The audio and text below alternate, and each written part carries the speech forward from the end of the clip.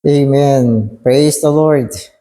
Sa mga kapatid, andito ulit tayo sa ating morning revival preview at day 6 na. So ang schedule natin ngayon ay week 5, day 6. Amen. So ang Bible verses natin dito ay Song of Songs 4:12 to 13. Babasahin ko itong verse. A garden enclosed is my sister, my bride, a spring shut up, a fountain sealed. Your shoots are an orchard of pomegranates with choicest fruit, henna with spikenard. Amen. So itong Song of Songs kasi ay more on romantic book ito. At maraming pagsasalarawan dito. Pinapakita sa atin ay isang garden o isang hardin, isang hardin, upang bigyang larawan na ang church ay isang pribadong pag-aari ni Kristo at napaka-private nito. Kaya ito ay isang pagpapakita ng isang napakamatalik na relasyon ng Eklesiya at ni Kristo. Si Kristo at ang Eklesiya. At para maintindihan natin ito, syempre kailangan magbasa na tayo. Amen. So in order to live a life in the depths, it is necessary to have direct and intimate fellowship with the Lord. Amen. So pinapakita rito kung paano mabuhay ng isang buhay na may kalaliman sa Panginoon. Kaya hinihiling dito na tayo ay dapat magkaroon ng direkta at matalik na salamuha sa Panginoon. Itong salamuhang ito ay dapat napaka-private at napaka-intimate at ito ay sa pagitan natin at ng Panginoon. So kailangan magkaroon tayo ng ganyang pamumuhay upang ma-establish tayo at madala tayo sa isang malalim na buhay sa Panginoon. Amen. Amen. So what is spoken of in Song of Songs 4:12 is a garden. A garden is not an ordinary plot of land. It is not a general purpose planting. Neither is it a field, which is especially for tillage. A garden exists solely for the purpose of beauty and enjoyment. The importance of a garden is its flowers. They are planted only for their beauty. So ang garden nga naman ay special na lupa. At ito ay hindi katulad ng bukid. So ang garden, mas maliit siya. So kadalasan ang garden ay pribado. Pribado siya. Okay? At ang purpose niya ay hindi para taniman ng malawak na pananim, kundi ito ay para lang sa pagpapaganda at pagtatamasa. Halimbawa, ikaw ay meron isang maliit na garden. So magiging enjoyment mo yung garden na yan. No? At yung garden na yan, papagandahin mo yan. Kaya nga yung iba, kumukuha pa ng mga yung mga decorator para mas pagandahin yung garden nila. No? At syempre, pag sinabi nating garden, ang pinaka-importanting bagay dyan ay yung bulaklak. Kailangan mayroong bulaklak yan. Saka ba nakakita ng garden, walang bulaklak? So, ang bulaklak, ang kanyang gamit ay para sa pagpapaganda. So, anong feeling nyo dyan? Ito ay nagbibigay sa atin ng damdamin na tayo mga believer ay dapat mayroong pagpapaganda sa harapan ng Panginoon. Napapaganda tayo. At ano ba ang kagandahan natin? Siyempre, ang kagandahan natin ay si Kristo rin. No? At tayo ay mga hardin ng Panginoon para sa layunin ng pagtatamasa ng Panginoon. So yan, kaya special ang garden. Hindi siya pang public. Amen. Flowers are for the pleasure of the eyes. The description of the garden as enclosed means that it is not a public park which everybody has access to for enjoyment. Rather, it is enclosed exclusively for Christ. The inward beauty is to be seen and appreciated by Christ alone. This kind of life is not one that pleases men, but one that only pleases Christ. Amen. So, ang bulaklak ay nasa garden. At ang bulaklak ay para sa kaluguran ng mata. At ang description ng garden ay nakabakod. Siyempre, ang garden ay nakabakod. Karamihang garden, secured yan ng isang bakod. O nilalagay sa loob mismo ng bakuran para protected siya. Kasi may magagandang bulaklak siya. Pag siya ay nilagay mo sa labas, walang bakod, nako. Lahat ng dumaan dyan, pipitas-pitasin yung, yung garden mo. Kaya ang garden, mga kapatid, ay hindi pang public. Ito ay nakabakod, nakasecured, at ito ay sumasagisag na tayo bilang mga Kristiyano ay para lang sa pagtatamasa ng Panginoon. Para sa kaluguran ng Panginoon. No? At tayo ay mga pribadong tao. No? At bilang mga pribadong tao na nilalarawan ng hardin, tayo ay para sa Panginoon. Siya lang ang may karapatan na humanga sa atin. At siya lang ang may karapatan na ma-appreciate tayo. No? Kaya ito ay ang aspekto natin bilang isang hardin. This life is a spring shut up, a fountain sealed. Anong klaseng buhay ito?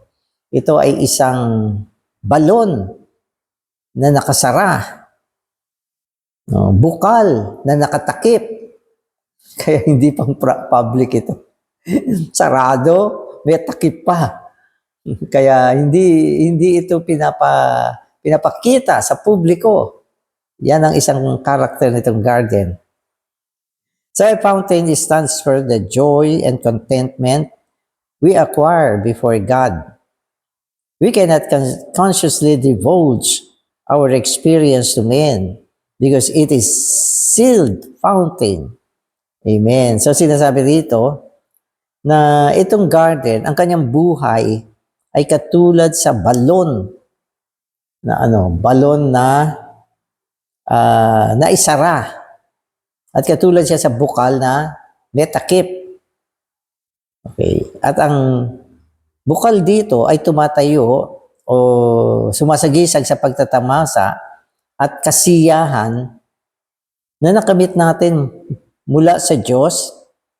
Amen. At hindi natin ito pwedeng ihantad ang mga experience natin sa mata ng tao. Amen. Because sapagkat ito ay isang bukal na may takip. So yung mga description dito ay patuloy na nagpapakita kung ano itong garden na ito. May takip siya, may bakod siya, at sarado siya. May bakod, sarado, may takip. So, ibig sabihin, hindi siya pang display sa mga tao. Kundi siya ay para lang kay Kristo. Para sa pagtatamasa ni Kristo. Yan yung isang aspekto natin bilang mga Kristiyano. Amen. Amen. Our life is often too shallow, and a large portion of it is exposed on the surface. May the Lord grant us grace and do a deeper work in us through the cross so that we may strike roots and have a life in the depths to fulfill God's requirements and satisfy His heart. Amen. Kaya kailangan mag-adjust tayo.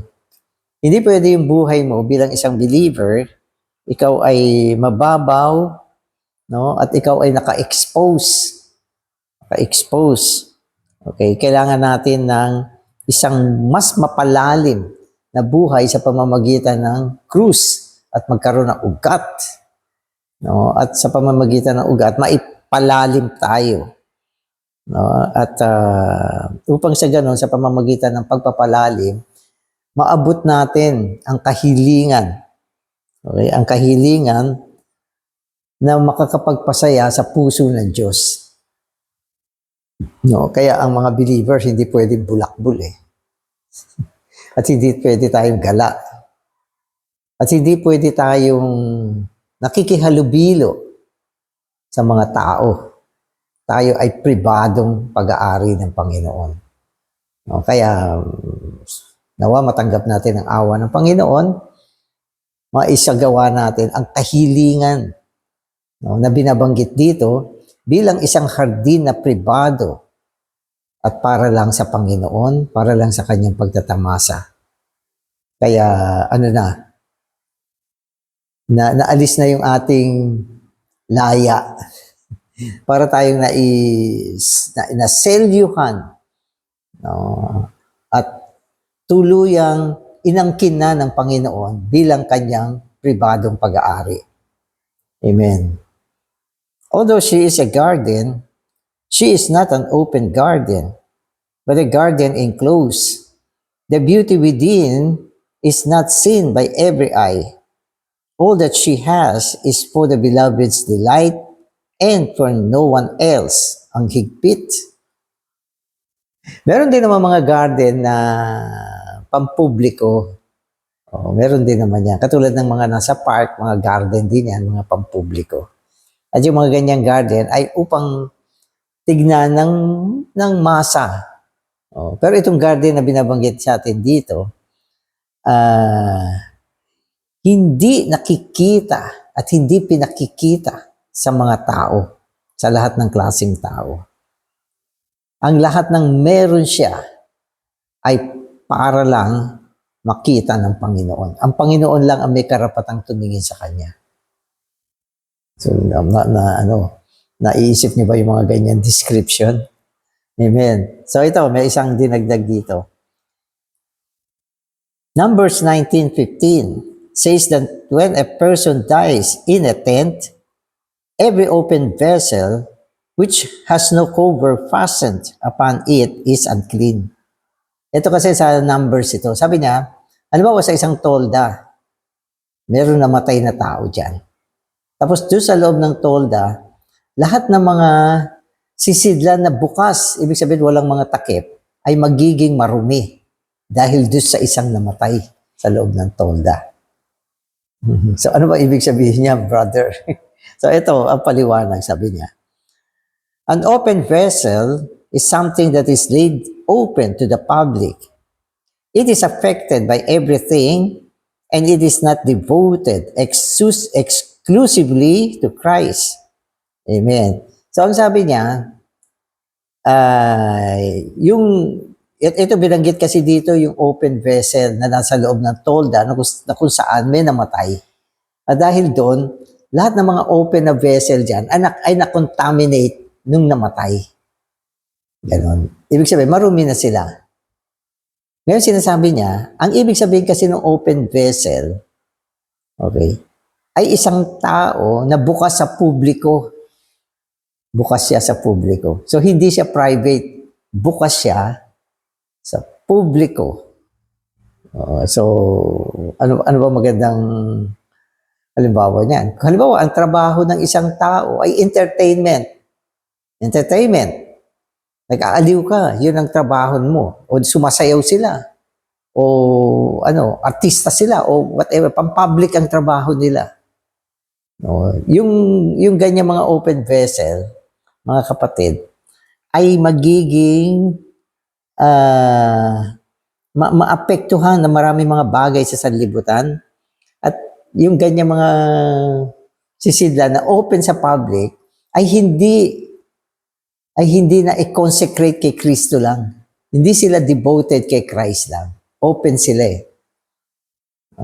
So hindi yan pwedeng maging isang garden So, hindi garden yan, ganyan. So, ganon. Amen. Any influence can come upon it. If today's believers would choose up a little more and seal up tighter, their work would become more prevailing. The meaning of chastity is a garden enclosed. This is holiness. In the Bible, holiness implies singleness. Neither the spring nor the fountain is for outsider or anything outside. Amen. Tayo kasi mga believer, ay iba sa tao sa sanlibutan. Ang tao sa sanlibutan, mga kapatid, ay bukas sa lahat ng bagay na makasanlibutan. Pero tayo mga believer, dapat meron tayo selyo at medyo mahigpit, okay, ang ating posisyon sa ating sarili. So sinasabi rito, kung tayo daw ay merong takip na mahigpit, maging ang ating gawain, yung gawain dito ay gawain mga pang-spiritual, magiging prevailing siya. Kaya pinapakita rito, isa sa mga dahilan, bakit ang work mo sa church o ang mga spiritual na bagay na ginagawa mo ay parang walang puwersa. Mahina. O, sabi mo, nag-home meeting ka, pero parang yung pag-home meeting mo, walang ganong silbi. Hindi nakakatamo ng mga tao. O nag-gospel ka. Pero yung pag-gospel mo, para bang walang lakas. Hindi makapagligtas ng tao. Alam niyo kasi buhay ngayon lalo itong panahon na ito. Minsan nakikita ko. Lalo mga sisters. Ito, didiretsuhin ko na. Ang dami pa rin sisters na nasa recovery, sumasayaw pa rin. At nakikitang nagtitiktok. Saan? Sa mga internet. Dami ko nakikitang ganyan. Hindi ko naman kayo gustong bawalan. Kaya lang, dahil binabanggit yung mga bagay na pang-public, na ang ibig sabihin, sobrang exposed kayo. Sobrang exposed. At dahil sa mga ganyang bagay, nagiging mahina. Hindi lang yung patotoo ang nagiging mahina. Kundi yung mga paglilingkod natin sa Panginoon, walang puwersa. Dahil sa ganyang mga bagay. Kung hihigpitan nyo lang yung sarili ninyo, at isasara ninyo ang pintuan ninyo sa mga ganyang bagay ng mas mahigpit, yung inyong mga paglilingkod sa Panginoon ay magiging prevailing. Subukan ninyo. Mag-consecrate kayo sa Panginoon. Iwanan nyo yung mga ganyang mga aktibidad. Naku, lalo kayo mga young people. Marami mga YP na maliligtas dahil sa inyo. Lalo sa campus. Amen. Amen. Amen. So, sinasabi niya yung mga yung garden, okay, ay katulad ng mga Christian na mga balon na may takip at katulad sila ng mga bukal na sasarahan. Mga balon na may nasarado at katulad ng bukal na merong takip. At sila ay merong isang posisyon na para lang sila sa Panginoon. At sila ay para lang mabigyan ng kasiyahan ang Panginoon. So yan yung posisyon na binabanggit dito. So sa ngayon, pwede ko sabihin, ang mga believer, hindi naman lahat ganyan. Hindi naman lahat. Marami ay nabubuhay pa rin katulad ng mga tao sa sanlibutan, bukas na sisidlan, napapasukan ng mga kamatayan, mga contamination ng mundo ngayon, at nakikihalubilo sa mga tao na nasa mundo. Wala silang distinction. Hindi katulad ng garden na binabanggit dito. Kaya bumalik tayo sa tamang posisyon natin. Amen. Amen. This garden is enclosed with a spring shut up and a fountain sealed for Christ's private enjoyment. The spring is the spirit of life and is seen in Revelation 22:1 as the river of water of life. Amen. So binanggit ulit dito na ang Kristiyano ay dapat maging isang hardin, nababakuran, meron siya isang balon na nababakuran, no? At meron siyang bukal na natatakpan, no? At siya ay natatakpan upang maging isang pribadong pagtatamasa ni Kristo. So yan yung sinasabi sa Song of Song. Okay? So yung bukal dito ay tumutukoy sa spirit ng buhay na makikita natin sa Revelation 22:1. No? At ano ito? Ito ay ilog ng tubig ng buhay. No? Kaya yung pananaw na binabanggit dito ay pananaw sa Bagong Jerusalem. Sa Bagong Jerusalem, merong daloy ng tubig ng buhay na tumutukoy sa espiritu ng buhay. No, na walang iba kundi ang paglalarawan, no, doon sa tubig ng buhay. No? At sa Song of Song, amen, ito ay nilalarawan noong bukal na may takip bilang ang espiritu ng buhay. Amen. Amen. So the sealed fountain is for Christ's private enjoyment. As seeking Christians, in experiencing Christ, we must have something private, hidden, shut up, and sealed that is just for Christ. We must have something sealed for the one whom we love the most. So maganda yung sinabi rito. Sa last part niya, sabi rito, bilang mga Kristiyano na naghahanap, no, upang maranasan si Kristo, tayo ay dapat maging pribado, natatago, natatakpan, nasarahan, natatakpan, at tayo ay para sa isa lang na walang iba kundi si Kristo. So, dapat meron tayong isang bagay na natakpan para sa isa na ating minamahal. No, higit na minamahal. Kaya ang Panginoon ay nagmamahal sa atin kasi ito ay istorya ng pag-ibig. Ang pagmamahal ay siloso.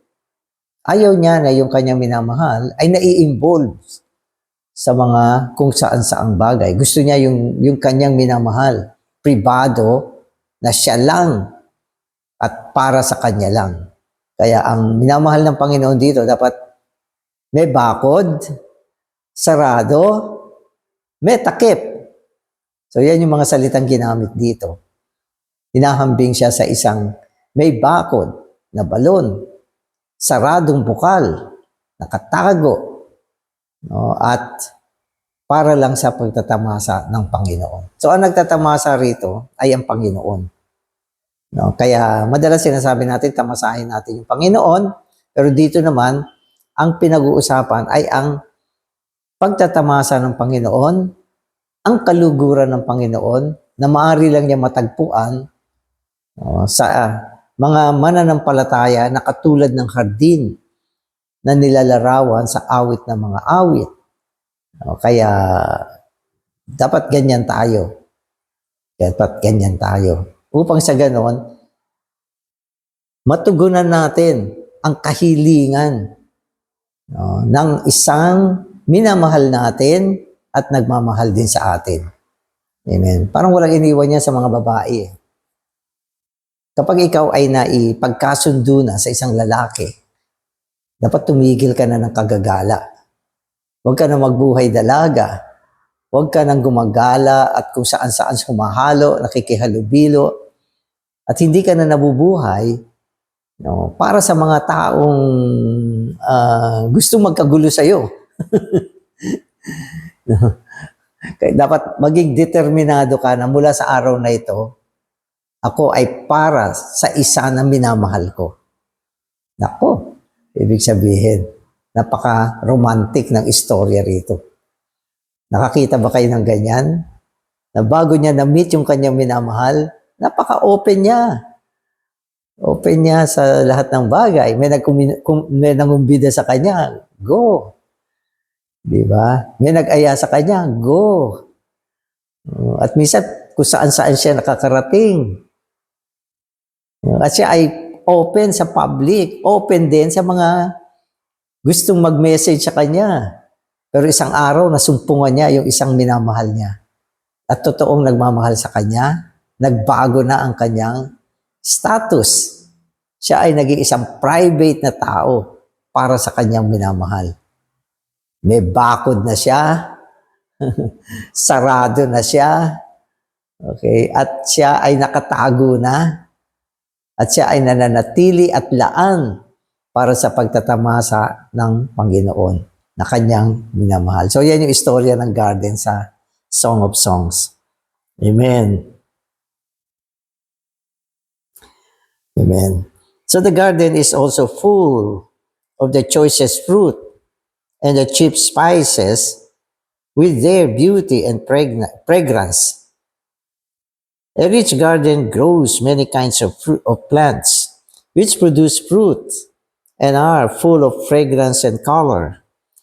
This becomes the lover's beauty to the Lord. Eventually, this holy garden becomes the green couch for the lover and Christ to live together in mutual rest and enjoyment. Amen. So ito naman ay nilalarawan ang kagandahan nitong garden nito. No, na dahil sa kanyang commitment sa Panginoon, unti-unti nagiging isang magandang garden siya sa pag-aalaga ng Panginoon. No, so sinasabi rito, full of the choicest fruit and the cheap spices with their beauty and fragrance. Punong-puno siya ng mga bunga. Naku, ang garden, pag nakita mo, punong-puno ng bunga. Wow, ang gandang garden yan. At dito, makikita mo ang mga spices. Yung mga spices kasi, yan yung nag-i-stimulate na para maging maalab ang pagtitinginan nila. Ano pa? At meron siyang fragrance. May samyo na naaamoy. May samyo. Amen. So, ang isang mayamang hardin ay tinutubuan na maraming uri ng halaman, no? At nagbubunga ng maraming mga bunga at punong-puno ng samyo at kulay. Wow, ibig sabihin, yumabong na yung garden, gumanda na siya. Gumanda na siya. So tayo ganyan eh. Bilang mga believer, yumayabong din tayo. Marami nababago sa atin, no? At dahil sa pagtatamasa natin sa Panginoon, nagkakaroon tayo ng halimuyak na amoy Kristo ang ating samyo. At lahat ng ito ay para sa kagalakan ng Panginoon. So nakikita niya kung paano tayo gumanda. At ito ay nagbubunga ng isang couch, green couch, isang higaan na kung saan tayo at ang Panginoon ay nagkakaroon ng kapahingahan. No? Kaya yan yung mga ganyang klaseng words ang ginagamit kasi sa Song of Songs. So the lover of Christ is now rich in life, producing fruits to nourish and refresh. Okay, so naging masagana ang kanyang buhay. Ano pa? Nagbunga siya na marami mga bunga upang pwedeng kainin at magpanariwa. No? At siya ay merong matamis na samyo. No? At meron siyang kahayagan ng kagandahan ng iba't ibang kulay upang lahat ng ito ay maging isang kapahingahan na higaan na berde, ibig sabihin puno ng buhay, para sa kapahingahan ni Kristo at para sa pagtatamasa ni Kristo. Amen. So, nung binasa ko to, ang feeling ko, yung buhay ng mga believer dapat sumusulong tungo sa isang hardin na nilalarawan dito. Isang buhay ng pagiging pribado at para lang sa pagtatamasa ng Panginoon. So nawa makita natin na ang ating buhay, no, ay merong ganyang status. Kung wala man, sana sumulong siya at maabot natin yung description na binabanggit dito na isang araw, ang feeling mo, ang iyong buong buhay ay para lang sa pagtatamasa ng Panginoon.